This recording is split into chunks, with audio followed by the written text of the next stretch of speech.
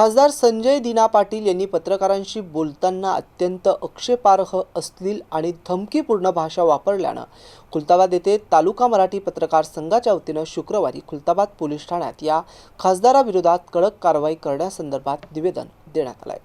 यावेळी पोलीस निरीक्षक प्रशांत महाजन यांनी दिलेल्या निवेदनात म्हटले की खासदार संजय दिना पाटील यांच्याशी संबंधित घटनेत पत्रकारांना शिवीगाळ करण्यात आली असून जीवे मारण्याची धमकी देण्यात आल्याचा गंभीर आरोप आहे। पत्रकार हे लोकशाहीचा चौथा स्तंभ असून समाजाप्रती उत्तरदायी भूमिका पार पडत असतात। जनतेपर्यंत सत्य माहिती पोहोचवण्याचं कार्य करणाऱ्या पत्रकारांना अशा प्रकारे धमकावणे, शिवीगाळ करणे आणि त्यांच्या जीवितास धोका निर्माण करणारी भाषा वापरणे हे अत्यंत गंभीर स्वरूपाचे कृत्य आहे। यामुळे पत्रकारांमध्ये भीतीचं वातावरण निर्माण होण्याची शक्यता असून प्रसारमाध्यमांच्या स्वातंत्र्यावरही त्याचा विपरीत परिणाम होऊ शकतो। लोकप्रतिनिधी म्हणून जबाबदार पदावर कार्यरत असलेल्या व्यक्तीकडून अशा प्रकारचं वर्तन होणे हे निषेधार्ह असून कायद्यापुढे सर्व समान आहेत। त्यामुळे संबंधित घटनेची सखोल चौकशी करून उपलब्ध व्हिडिओ, ऑडिओ आणि इतर पुराव्यांच्या आधारे खासदार संजय दिना पाटील यांच्या विरुद्ध भारतीय न्याय संहितेतील लागू असलेल्या कलमांनुसार गुन्हा दाखल करण्यात यावा आणि कायद्यानुसार कठोर कारवाई करण्यात यावी।